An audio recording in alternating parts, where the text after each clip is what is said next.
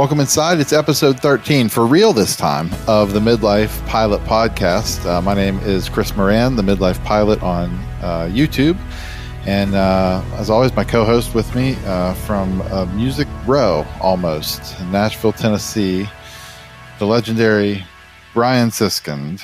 Hey, we made it back. We made it back to our respective homes. And look, we both have limbs and all of our faculties. This is amazing. It's pretty remarkable, truthfully. And a lot of folks are in the chat with us tonight here on YouTube, where we record these podcast episodes live, who were along for the flying as well. By a lot, I see one so far, but is here with us as well. And so we have a lot of stuff to kind of unpack as we get into that tonight. But are you recovered? I mean, how are you doing currently? Yeah, I mean, so we'll get into the details, but I mean, my flight back was a long one, but the longest I've ever done for sure.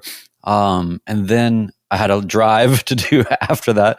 But anyway, when I got back, it was sort of, I had company here. So as soon as I came in the door, it was sort of like continuing the sort of vibe of being not in my normal daily reality. And we stayed up a little bit late again. And then the last couple of days have been, as a freelancer, especially picking up the pieces of my life and trying to put them back together again and making sure I'm keeping up with or securing gainful employment so that I can function as a human being. So the last couple of days have been just sleeping really hard, eating, and taking naps and just trying to recover, man. It's definitely been a lot. I'm sure though for you, even though you didn't have to travel as far, your headspace has been occupied by trying to you're the party host, right? You're trying to make sure everybody has a good time. You're trying to make sure everybody's got what they need. So you're probably just thrilled to only be dealing with normal family matters and just the home and yourself for a moment, not all of us nutbags. For sure. That was part of it. And so it was a quick trip home on Sunday. In fact, I told our group text, I felt guilty even telling you guys that I made it home because it was like 2 hours door to door for me from the Outer Banks back to West Virginia. And we had a great flight back and then put the plane away, and it was immediately right back to it. Back to work. I had work Monday morning, and so it was just right back into it. And I told you, Brian, on the phone earlier, we texting, I was rushing back to get here in time. Was at the airport doing an oil change on the Cherokee that it just had in the Outer Banks. So it's been pretty much a whirlwind. I haven't had a whole bunch of time really to unpack. I mean, I copied some footage and kind of looked through some stuff and really just kind of thought. I've had a lot of time to think though. And I think what's going to be fun about tonight is kind of unpacking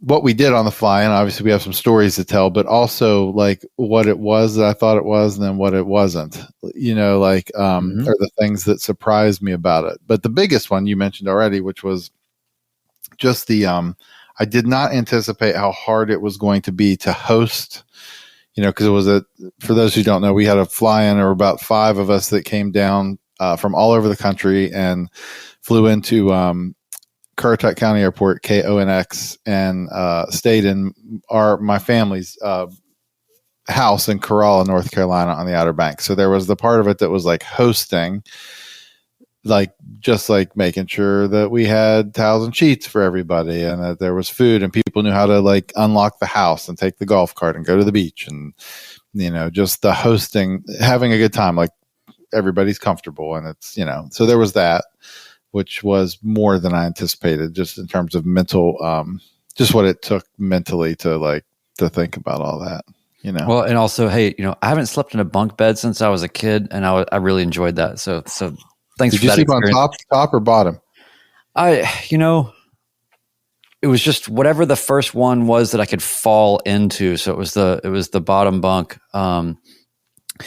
I do prefer I'm a top bunk kind of guy, but I just went for the first available. But it was all good. You did a great job of taking care of everybody despite all the challenge of that. And, it was a lot of, it'd be different if everybody was sort of coming at exactly the same time and doing exactly the same thing and all that. But you had different people coming from different places with different schedules at different times with different needs. And that's really what made it kind of I think a little bit wild, but I mean, ultimately all very successful. We're all here. We all had a good time.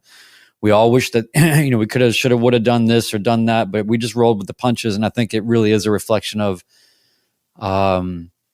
what general aviation actually is, right? In reality, right. Where it's like you have your plan and then there's what happens and you just adapt. And all considering, we got a bunch of stuff done and we all just got to, be together and have a good time. And so no harm, no foul for the things that maybe we didn't quite get to do. I know that, here's the thing. Ultimately, I'm back now knowing that I'm a better pilot than I was before. Mm-hmm. So that's hugely valuable. And we got to kick it. So it was good. It was super fun. Basically, well, I guess, how do you want to do this? Should we just kind of like run down the story time here and just kind of give the overlay and then maybe get into like maybe the things that surprised us and some of the other factors, or what do you think? Yeah, I think it would be great to kind of run it from your point of view. Your experience. You got there first, and then take it from sort of your perspective. Sure.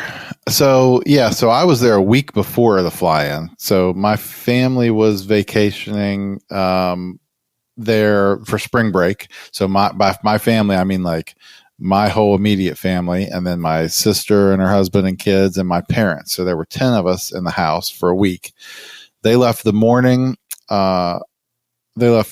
morning of last week.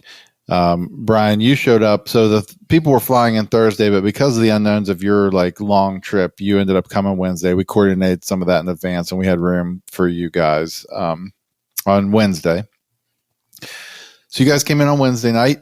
We kind of hung out, had a good time, cooked out, grilled out, had our first Impossible burgers. Some of you guys had your first Impossible vegetarian hamburgers. Well, yeah, I think that your daughter is making us all more responsible people in general, but much less dieting. So, we had some Impossible burgers. It's really good. My friend Guido slaved over the grill for us for a couple of hours, and we pretended like it was warm outside. Right. And that was a good time. And then we stayed up entirely too late partying with your family while everybody else was trying to get some sleep, and we made a lot of noise. But anyway, that's neither here nor there. We had a really good time the first night. And just to like throw that in there, I was definitely giving myself a couple of days to get there. I didn't know how I was going to feel. I didn't know what was going to happen. And just to kind of insert real quick what my experience was getting there, I got to the plane. So I'm the only one who rents a plane. Everybody else is an owner or part owner or something. So I got down the airport where my rental plane is hosted out of or living is an hour and a half southeast of Nashville. I go down there, we pack up everything, we walk out to the plane and realize there's cord showing on the tire. And it was like, oh boy. So luckily we got the mechanic on the field there to swap out a tire with somebody's owner stock while the other one that was being ordered and was already on the way. That was already I was already almost off by a day just at the get-go. But we got that tire on and we got out of there. Then I flew into, my plan was to fly to Ashe County, which is KGEV, as a halfway stopping point. It's a pretty crazy runway nestled in the mountains in the Smokies. I really wanted to land there because I have a lot of childhood memories in that area. Got in there and realized that they might be the last memories I ever have because the wind conditions were pretty crazy. Did a nice big go around, flew in between the mountains, had enough room to kind of climb, got up, got out of there, went on to Mount Airy, refueled there, went and got some barbecue, and then we made it from Mount Airy to Currituck.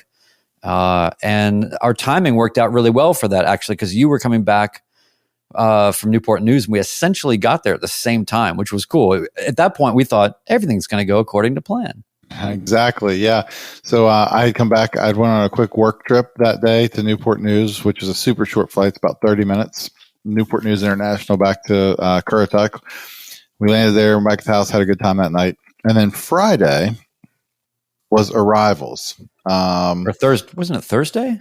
I'm sorry, Thursday was arrivals. Yeah, that was Wednesday. We were on the flight. Thursday was arrivals for everyone. And we did our best. I'm going to I'm gonna disc jockey some footage here. Yeah. While we just talk through some of this, but Mark from YouTube channel One Dull Geek arrived.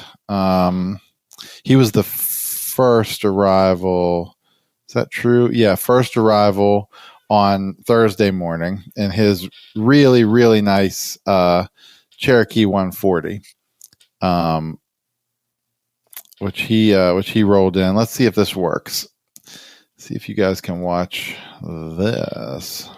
We are not able to do that. Well, that's really sad. Anyway, he flew in his really sweet 140. He and his wife landed. We hung out there at the airport for a little bit, wrapped up some work stuff. Went back to the house that morning while we were waiting for Mark to show up. Brian and I and Cecilia took the 235 out for a little mini coastal tour and flew up and down the coast. It was cool. Had a good time sightseeing in the 235. Came back and landed. Got everybody in the gigantic rental SUV, and it's an hour drive. The only downside was we were an hour from the airport to the house, but decided like Thursday afternoon made the most sense for us to kind of come back and just kind of hang out and chill a little bit. That was Thursday, right? That was Thursday. And did anybody else arrive on Thursday? Mm-mm. Okay, so then Friday things got wild. Yeah, so Friday's plan, we had a pretty good itinerary plan, pretty full Friday and Saturday. The idea was we were going to fly the pants off these things and like make the most of our time, which is what you would do at a fly. And the weather, we could not have, it couldn't have been any better both days. Truly. I mean, it was actually miraculous. It really was. So Friday, our plan on paper was to get to the airport early. We were trying to get to the airport, I think, at like 8:30, be taking off at 10. And the plan was to fly from ONX, which is Currituck County. It's on the mainland of North Carolina, kind of the northern part of the, inland from the Outer Banks. Go east over the shore and fly all the way south down the shore at low altitude, like 1,500 feet, all the way down the coastline. We were going to do a land and take off again at Hatteras Island, Billy Mitchell Field, which we on the way down decided, because there was no taxiways and it was complicated to get 4 airplanes like land and taxi back and take off again while others are in the air trying to get in. It was going to be pretty complicated. So on the way down, we called an audible. We were talking on an air-to-air frequency and said, let's just do some low approaches. We'll just all come in one after the other and do a low approach, and keep going south to our destination, which the southernmost point we were flying to was Ocracoke Island, which is a W95 is the identifier, little airport, super cool. I mean, right on the ocean. Airstrip. It's strip. Yeah, let's be honest. Airstrip with a ramp.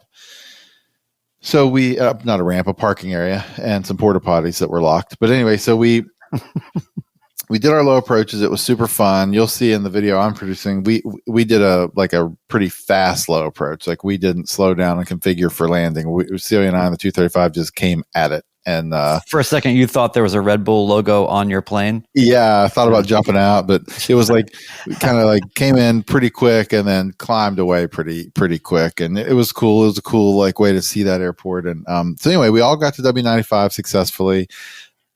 Well, let's talk about that for a minute. You're just, okay. I think you're breezing right by just one thing.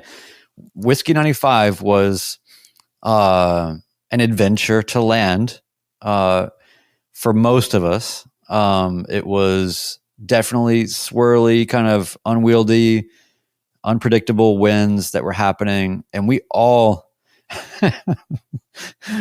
came in there and kind of stunk it up, right? Like we all parked and we're just looking at each other like, did we all forget how to land airplanes? That was wild. But we did it. And then, of course, who arrives? The Sage. Ben Singer arrives in his 300 horsepower 182 and comes in here and makes us look dumb. I mean, like we were filming his landing and watching him come, and it was just like, oh, here I am, eek. Like right where he wanted to be. And like, oh well, he's now been deemed the sage of the trip, which turned out to be accurate and true for the rest of the trip. So he comes back and parks, and we got some really cool, video and stuff of our planes, like all four of us, like side by side on the ramp, and had a short walk. I don't know how long it was, half a mile, maybe a mile. I don't know, to Howard's Pub. Had really good lunch there on the on Ocracoke. And the plan for the rest of the day was to eat lunch there at Ocracoke and then head out on the way back north to land at First Flight. So part of the big kind of climactic point of Friday was to all of us land at First Flight Airport in Kitty Hawk, the birthplace of aviation, park on the ramp and do the whole First Flight Wright Brothers Memorial, like the museum exhibit, like do the whole, just spend a few hours there really and take it all in and just kind of experience that as a group of pilots. So we had kind of formed this departure plan where we were in no way qualified to fly any kind of formation. So we had decided before we went on this trip, we were going to maintain a half mile or greater spacing between ourselves. And we decided the best way to head back was we would go fastest to slowest on departure. We were already pulled back. I mean, we were flying 55% power in the 235 just to kind of stay back with the 172 and the 140. So Ben Singer went first in his big beast 182. And then we were staying behind just for a couple minutes to film. We did some we flew the drone at the airport and filmed One Dull Geek take off and land. So we did a couple good landings too. Really good, both of them. Him coming in and his landing on that, filming pass was good. So we shot some drone of that and then loaded the drone up, and then we were going to go next. Ben had left. We were going to follow Ben. So we had pre-flighted already before the drone thing. So it was really just a matter of like starting up, run up, and we left. So we were probably airborne 5 to 7 minutes after Mark left. We took off. That time Brian had started up and was going to be the last one out. And so we were already past downwind and we're flying back up north. So here's the complicated thing. If you've not been in places like ocean front, like, shoreline flying, it's busy. And this was like a beautiful Saturday. Everybody and their brother was out there, banner towers, and there were like just like weekend warriors and like the normal tour operations, the sightseeing tours. And there's just CTAF. So you're just, it's a Wild West. I mean, there's no rules. I mean, really, it's over the ocean. You can fly as low as you want. I mean, you do whatever you want. It's just kind of like the Wild West. And so everybody's talking to each other. Everybody's making call outs, just trying to stay organized. So Cecilia and I are heading up the coast towards like Hatteras, I guess, between Ocracoke and Hatteras. And there's video of this, but I hear Brian call on our air-to-air frequency that we had agreed to talk on. I got a mag out. I have a mag out on the ground. He's doing his run up. And what happened? You were doing your run up, and what happened? Well, I was doing my run up, and at first it seemed just like, fouled plugs on one of the mags. It was just sputtering.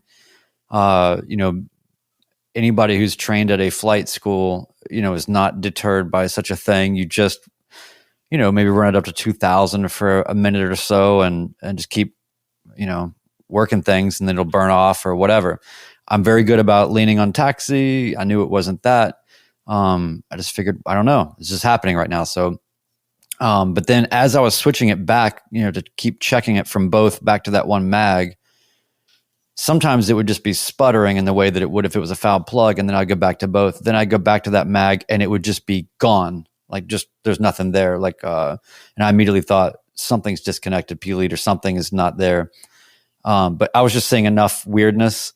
And then it backfired pretty intensely, which is, what's going to happen. And at that point I was like, all right, I'm not, everybody's only going to get further away from me. And whether I can solve this right now or not, this is not happening anytime soon. And people are going to be only 45 minutes north of here before too long, especially the Sage, Ben Singer, and his beast of a plane, and having gone first. But so, and I had a passenger with me, a friend of mine who's not very well versed in being a passenger in a general aviation aircraft. And here we are in this remote island. Everybody all of a sudden is gone. We're left there. And then the plane is making all kinds of shaking and rumbling and noises and backfiring. And he's just like, I mean, I think he was probably halfway out the passenger door before I even really fully had the engine shut off. And I was also thinking, like, I've got to make this radio call. I've got a handheld, but it's not going to have the range. I got to make this call and then just get this plane turned off. So I made that call. I was just like, yeah, like, I don't know, bad mag. Somebody's got to come back and get me. And then Mark, One Dull Geek, had offered to come back, but he's got the least capacity of anybody. We would have had, because I was already thinking we were going to have to get everything out of the plane and 2 people. And then we'll hand it over back to you, Chris. But so then I said, negative, let's get Cherokee 152 down here. I just didn't want to, the Sage was already, I just knew he was further along, and you were the next person that actually had the useful load to come and get us. Yeah. So why did you abandon me, Chris? Why did you just leave us? Why did you leave us there on the island? I don't understand. I thought we were This friends. will become evident in the video when this thing eventually gets published. So what's happening in our airplane while all this is going on is that there's about 4 traffic targets that are talking on the radio, and then I see like some of them on ADSB that we're trying to find and avoid. And they're everywhere and they're different directions. And there's just people, there's a lot going on here at this exact moment. So we're trying to juggle like this and like other things in the aircraft. Like a lot is happening at once. So we're switching back and forth between, we're listening to both all the time, but I'm trying to talk on the air to air and also make position calls on CTAF. And like, we're looking for these airplanes. Weren't you also on flight following? Not yet. Okay. Because we were gonna pick up flight. We didn't pick up flight following until we decided we were going all the way back. Okay. Yeah. So because at this point we had not committed, we were still going to first flight. Yeah. I mean, that was still our plan. So we hear Spoiler alert. Yeah, we didn't go to first flight. So we hear your call. We hear your call like somebody needs to come back, and then Mark was like, I'm coming back. And then Brian's like, negative, 152 needs to come back. So I'm telling Cecilia at the same time all this is going on, I also have a mental, I'm not super excited to go back because I had just had a pretty sketchy round out and flare. Touchdown was fine, but like it was pretty sketchy. And I didn't feel super great about going back in there. Now, obviously, I would have come back. Like if Ben wasn't coming back, I would have come back. But I was really trying not to do that. And once Ben was able to we got held a Ben on the radio, he immediately was like, I'm turning around. I'll turn around right now. And like kind of came back to get you. So all of that happened in a pretty short, it felt like forever, but that was probably a 5-minute window that all that coordination happened. And at that point, before the fly-in, I had already made some contacts. I had made friends with William Nelson, who's the airport manager at Currituck County Airport, which we haven't really talked about it as an experience yet, but it's a fantastic airport and aviation community. But I had made a lot of contact with him, who had also given me contact information for 2 AMPs on the field, because I thought with 5 airplanes down here, anything could happen. So I told Brian when Ben was coming back in his 182 that it made sense for us to just make a beeline back for Currituck County, because it was still afternoon. It was 3 o'clock or 2 o'clock in the afternoon. Like we have time to like reach some people and make some plans on how to get a mechanic down there to look at your plane.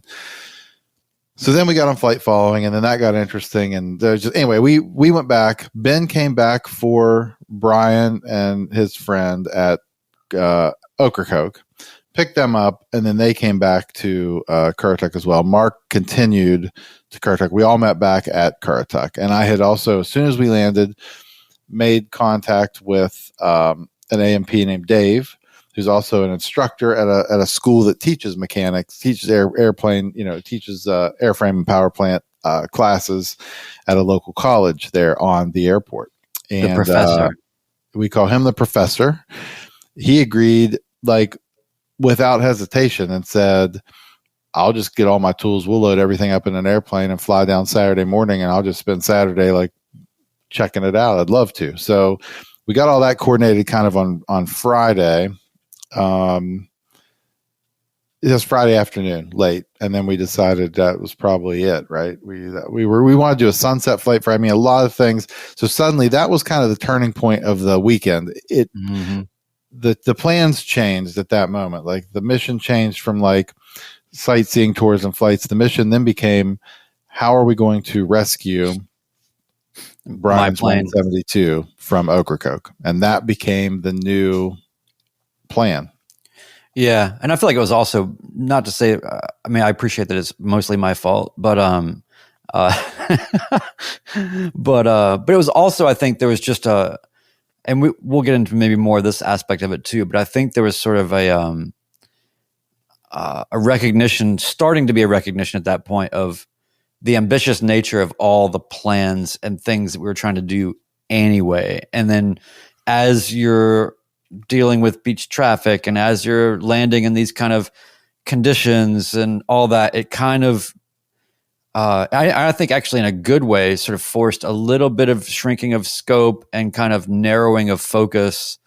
And I think in a way it was kind of a good thing in a way. I think it kind of, and this is what we'll get to in terms of the overall, I think maybe the narrative kind of truth about what we experienced, which is just, you know, that we're low hour pilots and, you know, we're not,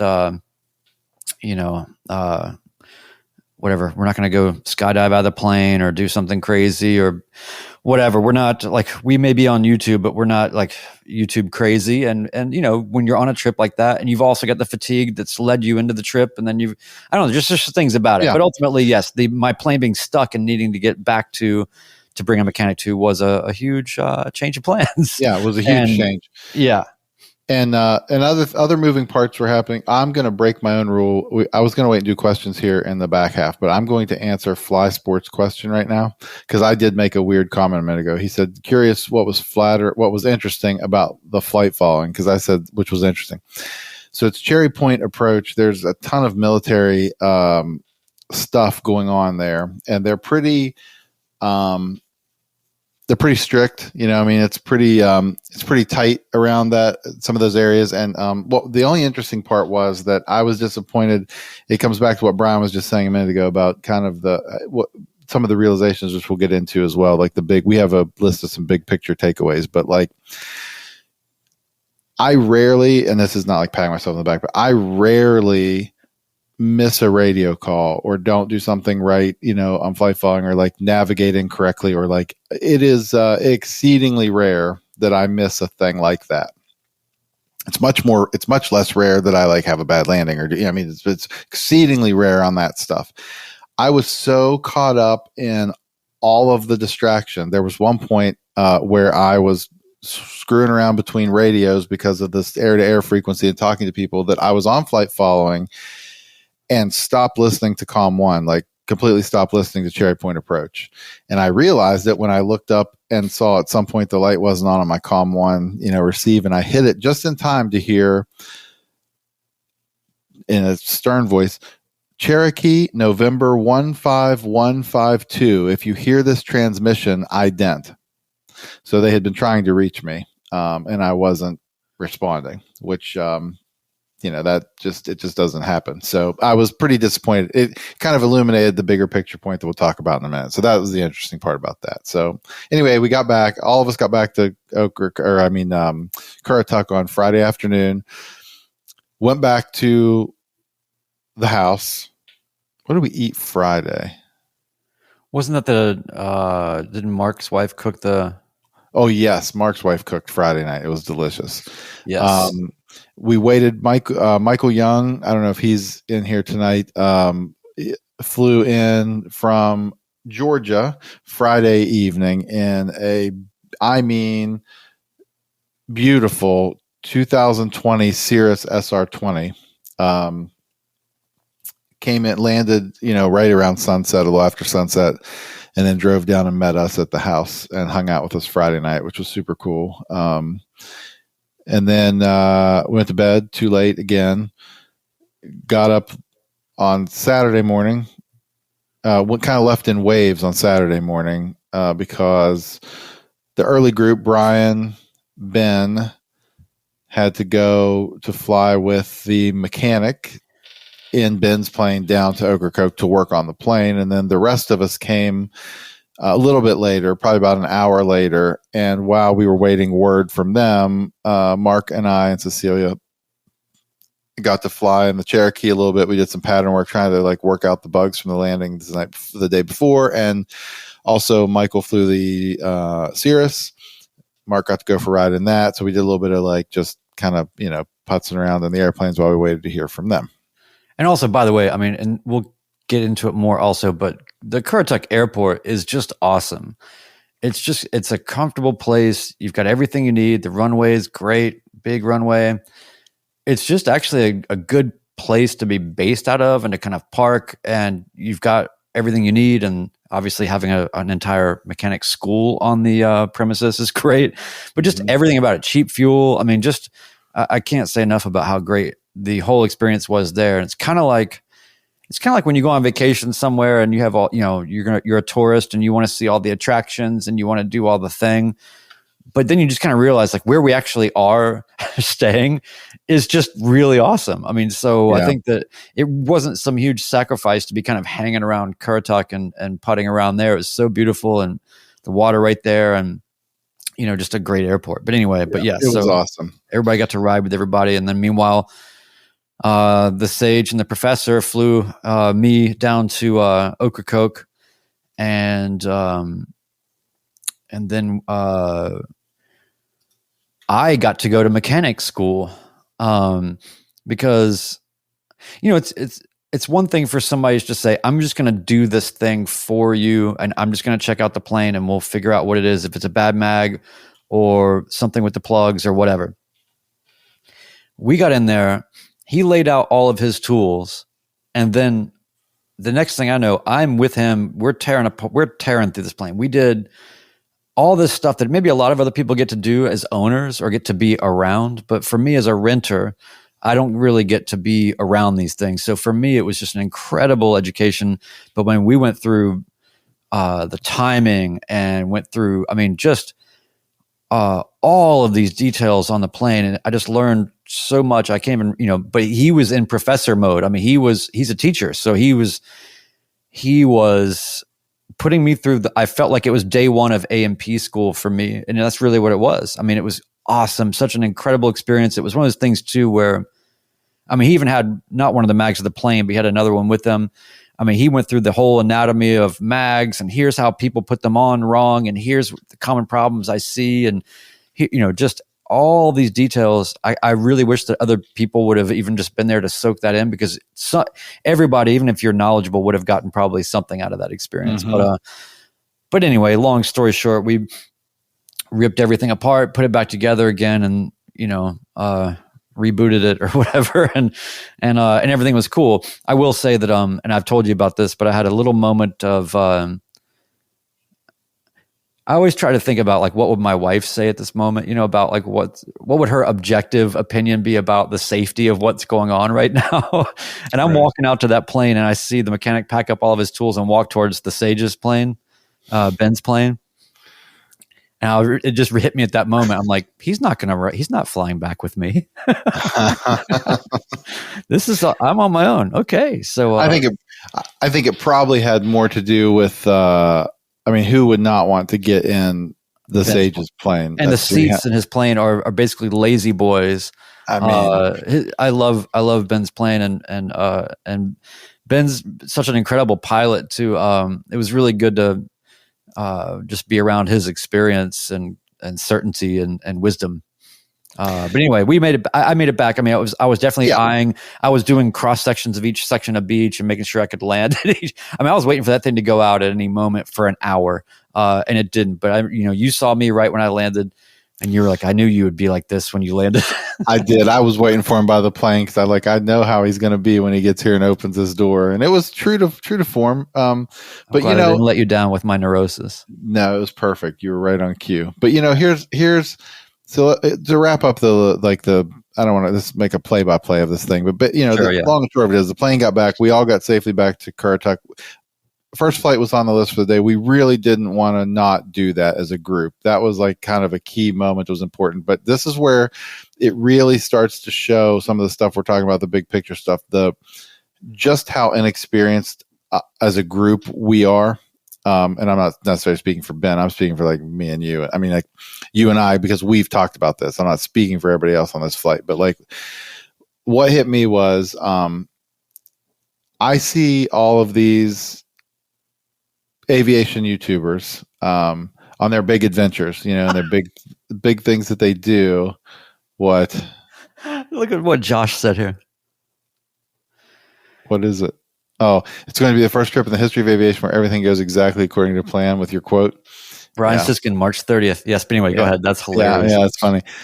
Like you see all these other aviation YouTubers, right? And like they go on these big adventures and they're like doing like just crazy stuff as groups and like in and out of these little like, you know, strips and having a great time and living it up and filming everything with like 6 cameras and like everybody's shooting and there's content.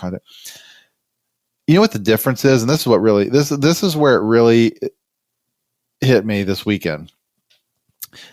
It's because they don't have to think about the flying. And I don't mean that in like a negligent way. What I'm saying is like, they do think about flying because they've been flying for thousands of hours and they just know how to fly. Like it's so second nature to them. They have the brain capacity and the mental, just the stamina to do all these other things. So that really hit me on Saturday because we wanted to go to first flight, but I did not want to get back in the airplane and fly one more place that day. I was just kind of done.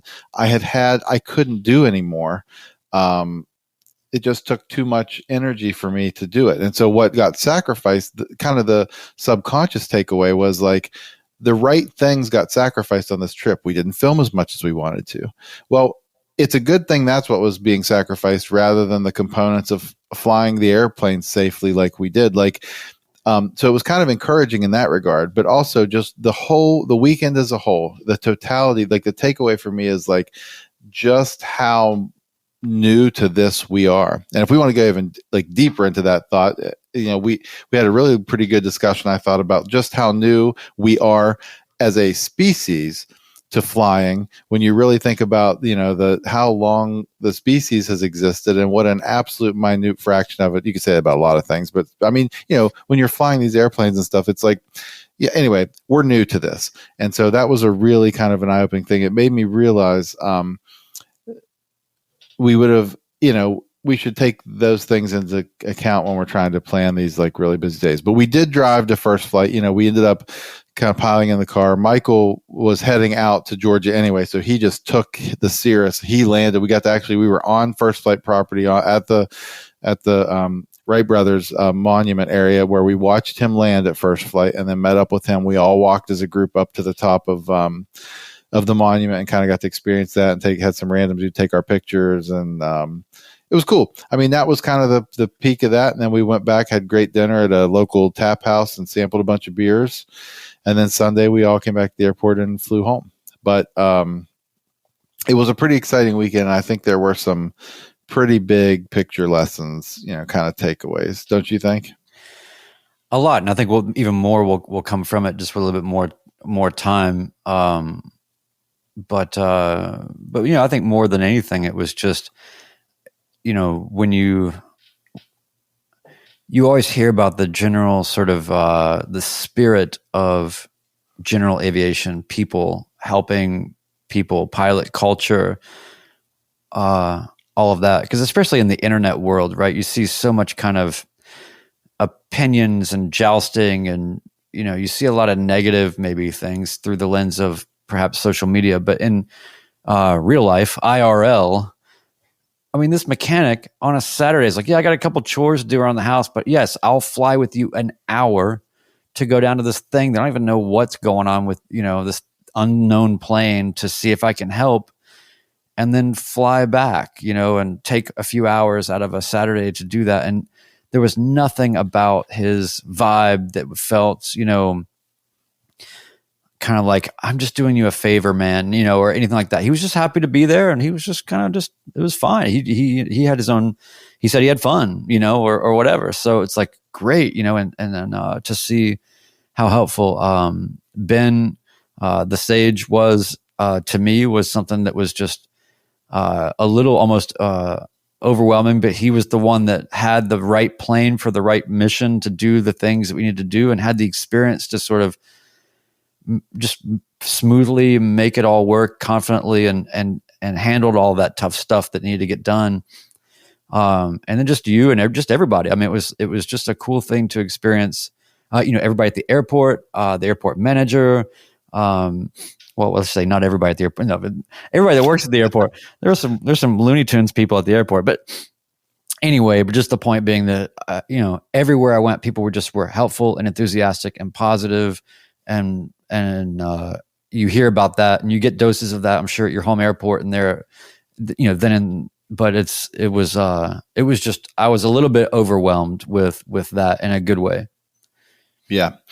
It was neat. It was definitely neat to meet all the folks. You know, there was, Ben's right. Ben Singer just said the flying was awesome. Camaraderie was even better, and it was super cool to hang out with, you know, other similarly experienced. I mean, not all obviously exactly the same, but I mean, just similar life stage, like people who have similar experiences, and just to talk about flying. To be honest, some of my favorite stuff was the not fly. I mean, it was just great to like just hang out and talk, and, you know, sit out on the deck and just, you know, just talk for a long time. And it was really cool to meet people that we've met online. I mean, like even Brian and I have talked a bunch. That was our first like in-person meeting, full on hang. And it was great. It was a great time. And Cecilia drove us around on the golf cart and raged through your development. I need that video, by the way. She's asking for it, and I'm definitely going to use it somewhere in one of the things. It's in the gallery I sent you. Oh, is it really? Yeah, okay, yeah. Great. It's so good. I filmed it, you know, like sort of dad style, where I couldn't figure out what orientation was going on, but it's there.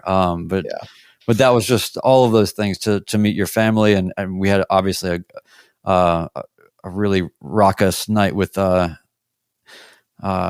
family that first night especially. So I mean, it was just great. I mean, it was just cool to just meet cool people, and you know, there was just a lot of everybody sort of sharing also kind of, especially those that are, you know, creating any quote unquote content or whatever, you know, kind of getting different points of view about how and why we're all doing what we're doing in different ways, and what we appreciate about what the others, you know, doing, and all that. And now the Sage is going to have to create some content for us, because he's got a tail camera now, and I want to see some Sage landings on his YouTube channel that's got 0 videos on it. So that's a challenge, Ben. If you need any help editing, I will do it all for you. But yeah. Yeah. So that's the nutshell recap. We should probably answer some questions, because let's get to it. There have been some. Here's one of my favorites, and I wish there was an answer to this question, as I'm sure you do as well. Oh, the smoking gun. Old Aviator wants to know, well, what was the problem with the mag? Yeah, so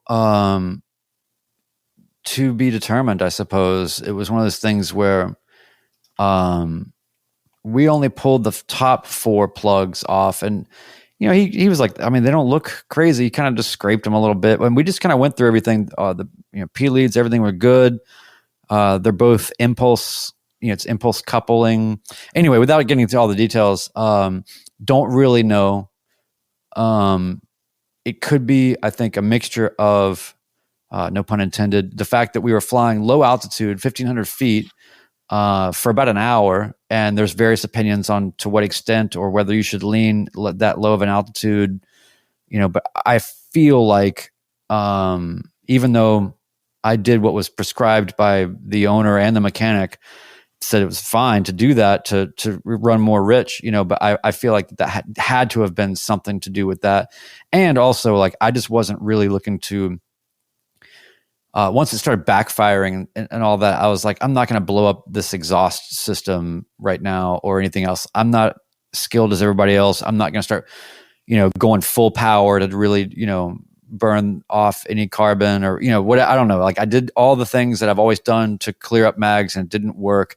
And the thing that really had me nervous was the idea that I would turn it to the one mag and it would sometimes just be gone. And then I'd have to save it and come back. He said it might be the wiper in the mag that's, at certain RPM or, getting stuck or, anyway. So there was a bunch of things that was, to me, there was still so much ambiguity about it. That's what, by the way, made my hour flight up the coast to Currituck a little unnerving because there wasn't a smoking gun. Even on the way down there, he was like, we better find a smoking gun. And we didn't.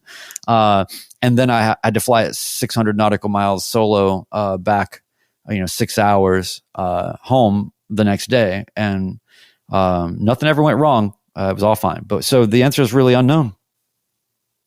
Might be a mixture of things. Yep. There was a question earlier about personal minimums that I thought was interesting. Because we talked a little bit about that on the before the planning, for these long cross countries and going over there. And I think we actually I had not, full disclosure, I had not modified my minimum since I was a student pilot before my Czech ride. Not actually physically documented, but I went back and kind of looked about it. And then changed them. But the question was, and I thought it was an interesting conversation in the chat that happened. Jay Little said, what are your personal minimums when you're with family versus by yourself? And kind of the takeaway was in the chat was they probably shouldn't change in terms of like safety minimums, which I think is kind of what Jay Little was implying. It's not the safety minimums anymore, but it might be like passenger comfort, because this was probably during the time we were talking about, flying with your passengers not super comfortable, or, not spend a lot of time in a GA airplane. And so the Badger pilot said, my minimums with family are based more on comfort and safety. I put more effort into a smooth ride and soft landing with them, which probably makes sense. I mean, the safety margins shouldn't necessarily change, because it's no different, right? I mean, by yourself or somebody else, it's safety is safety, but the comfort side probably changes some. Marcus here. There's one way down here, by the way, that says, oh, sorry, you already got this one. Oh, yeah. The mechanic choosing an airplane. Yeah, I mean, that was a moment. That's when you realize, yeah, it was funny to hear you tell it the first time down there when you're like, it just hit me. Like he walked and set his bags down by Ben's plane. He was never even thinking about getting in this plane with me. And he was standing there hearing this. It's pretty funny. But yeah, so Johnny McClung has one from way down on the list that says, will there be another fly-in in the future? And that he would have loved to have been there. So, great question. We talked about this some after the fact. We are going to try to get together again, and there are multiple things that have come out of this. One of them is we want to have something that is not a public thing. I mean, that's just our little private discussion here, but it would be nice to have a thing that's just us, where we can actually just hang out and not have a thing. The other thing I learned is, the next one we do, I don't want to plan or host.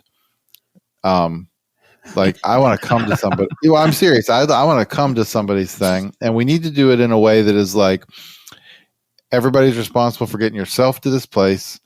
How you get to the airport is up to you. Because we were getting into the minutia of, which is totally fine. It had to be for this trip because the way we were staying at a house, and it made sense for this one. But the minutia of when are the rental cars being delivered? We're shuffling rental cars. We're trying to get in the place to get keys for Ben's rental car because he had to take you back to the air. I mean, there was just there were a lot of, then we left the airport with Michael's car keys in our car and had to turn around. You know what I mean? There were just so many logistics that I would just be I would love to do another one somewhere, and where we all hang out and fly and just hang out and eat food and whatever. But I do not want to host or coordinate the next one. I need one to just go hang with people. Do we still call it the midlife pilot fly-in? I mean, I'll take it if I can still own the brand. I mean, I'll take it. It's if I just do less work, but it's still in sort of my brand. This is getting better. This is great. That is the story of my life. That is my initiative with every aspect of life. No, I mean, I mean, here's the thing: it's just a situational sort of reality in the sense that we wanted to do coastal flying, and you have a house there, and so that's just where, unless you have houses in other places, this is not going to happen again because just the nature of things. I mean, it's just going to be in a less remote place probably, and with more options and more ease of, everybody can get right next to whatever airport and, skateboard over to the thing or whatever. Right. You know what I mean? Right, It's just a situational thing. Yep. Fly Sport says, curious about the themes of the big picture learnings. Probably good future topic fodder. And I think there are going to be more. I think there will be more topics about it. I mean, because I do think that there is a lot more. Visitor. Excuse me. For the audio podcast, there is a giant cat in front of Chris's head. Excuse me. 1 minute. Could you say hello? Okay. Okay. Yeah, I think there are some takeaways for sure that are beyond even what we kind of just mentioned tonight. I just haven't really fully had time to maybe solidify some of them. Yeah. Mark, One Dog Geek, making dinner that one night was our bare minimum attempt to take some of the burden off you, Chris. Well, it definitely was legit. It was like rice and chicken, and it was just Brussels sprouts. I mean, it was mushrooms. And a really good sauce. Oh, it was good. Where are you right now? Yeah, I'm hungry. Kevin Kuhn says, if I coordinate, do I get to come and fly for free? We could probably work something out for sure. Ben, I'm willing to coordinate one and maybe on the Georgia coast, which would be legendary because there's a handful of things down there. Michael's, in that area and some others who are around, and it would be called the Midlife Fly-In. So yeah, we could totally go do one down there. I would love to come down that area. Sage Fest. Sage Fest 2023 next year. That's good, man. It was a good time. I'm still not fully, I don't think I'm fully recovered from it. Still processing. I will say just about my flight back. That was probably the greatest feeling I actually felt when I landed. I really felt like I felt very similar to how I felt when I passed my check ride. I don't know why. I mean, other people do this stuff, right? But flying 2-3 hour legs right in a row with just an hour break in between, and the challenges that I had along the way on that flight with the transponder going in and out and all kinds of other things that were happening, and then flying directly into the sun for the last hour through, terrain, jets going off the departure end of Chattanooga right in front of me, and just, I would have to turn off course just to kind of give my eyes a rest and then get back on course. And I had to really time my descent to get down to Winchester at just the right point where everything flattens out. I didn't want to come in super high and then be dive bombing. And my descent went really well. And most importantly, I had been, the winds had been gusting 18 to 20 there all day. And I just wasn't going to put myself into a position of having a really difficult, sketchy, possible landing or whatever at the end of all this fatigue and just everything else. I just really, so I timed it perfect. Sunset came in. It was just, 5 knots straight down the runway. And I came in and I put it down perfectly smooth, greaser of a landing. And just that feeling that, of that kind of relief or whatever, it was like, it was very check ride-esque. It was very satisfying. And then, I text everybody to know that I landed. They're like, dude, I'm asleep. It's, and I was like, whoa, dude, oh yeah, I totally forgot you were flying. You're still flying? Really? But no, but it was an incredibly satisfying accomplishment in my mind to do that trip on my own, 600 plus nautical miles, and to know that I can do that. And also to know that I don't need to do that ever again. But if I ever am in the position where it's like, that's what we got to do to beat weather or something, I can do it. So it was cool. That's awesome. Yeah. Ben Singer says, I have a question. Will the Midlife podcast reimburse the mechanic for his chiropractor bills from my landing? The professor. All right. Look, I'm certainly not one to like tell on landings, but I don't know if I even told Ben the story of his landing with the professor. Actually, never mind. I'm not going to tell the story because it wasn't that landing, because now it's getting embarrassing. But yes, it was. Wait, is he talking about the one that was back at Currituck after I was out of the plane, or the one with together at Whiskey 95? I only saw the one at Currituck. Okay. And the funny story about it was, your pilot at the airport, everybody watched everybody else landing. And I had several that same morning because we were flying at all those 60-foot wide strips. And then we came back to the 150-foot wide strip of Currituck. And when I was landing there, I couldn't believe I wasn't on the ground yet. Like, I had one of those like out of body experiences where I was like pulling back and flaring around, and I just kept pulling. I thought, I cannot believe my wheels aren't on the ground. I mean, they've got to be on the ground. I didn't do anything else to correct it except pulled harder, and it's a stall horns like blaring, and I had nothing left. Like, I stalled the thing from a few feet off, and like main wheels, nose wheel, it's fine.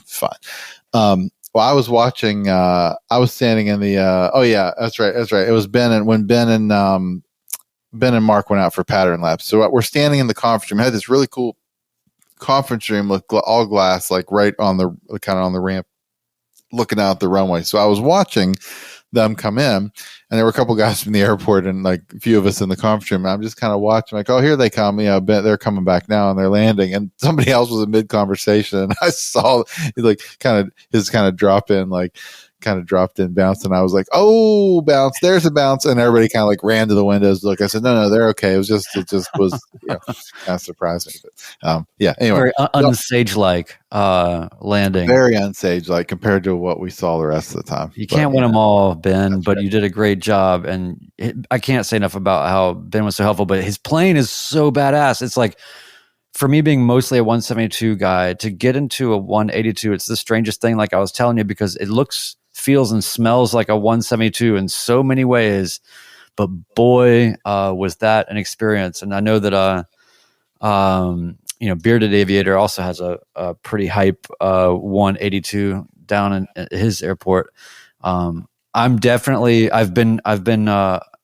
now aware of the beauty of the 182 in a totally different way, because it was awesome. But I will say, like, I one kind of, I don't know if it's a topic, but maybe we'll get into it later. But landing on a wider runway than what you're used to, we've all done the landing on a narrower runway than what you're used to. But man, visually, it's like it's got to be almost like what it feels like. It felt like you were doing a gear up landing every time. Like it would just swallow you into, like you felt like the runway was up here, above you almost. You just kept going, and it's so frustrating because you're like, oh man, this is going to be a beauty. Like I've got this all set up great. And then it's like, but bam. It was also sloped. That was the other factor. Yeah. That was also a sloped runway. So that was between those two things. It was, it just was, I don't know. Multiple times at that airport, which I've landed at several times before, it just caught me off guard. 2-3 is better for me. I don't know if it's the slope angle, that I guess the ground is coming to you that way. So that's probably a little bit better than going away from you. But like, yeah, I just couldn't believe I wasn't on the ground. I'm just like, nope, not on the ground. Well, anyway, right. Well, that was awesome. Yeah, thank you. Thanks for hanging out tonight to hear the recap. There'll be a ton of media coming. If you don't already follow, real quick plug, I don't know. If you don't already follow Brian on YouTube, you should definitely subscribe. I think it's just youtube.com/Siskind, I believe. Yeah, there's a link in the description of this video. That's right. Also to his Instagram, where there's some really killer imagery all the time that I told him before the show tonight, I've been enjoying taking some pointers for like composition and just kind of look. But anyway, he's got a great Instagram that you should also check out, and I'm sure you'll be posting some of your stuff and also mine as well. We didn't record enough. We recorded a lot, so we'll have some great. I recorded nothing, by the way.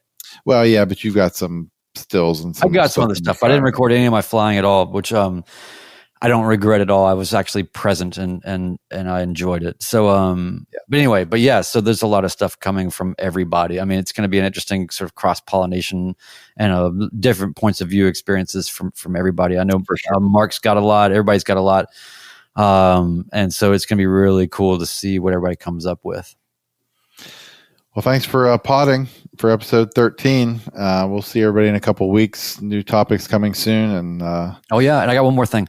Whoever's listening to the audio podcast here, which is really the majority of our audience, the reviews really, really are helpful. And I've been noticing, without even really asking, that people are starting to leave more reviews on iTunes and all of that. And that is actually super helpful to do that. So if you do listen to the audio, or if you're just a person that's usually in here with us live, go subscribe to the audio podcast and press buttons that help the algorithm think more highly of us.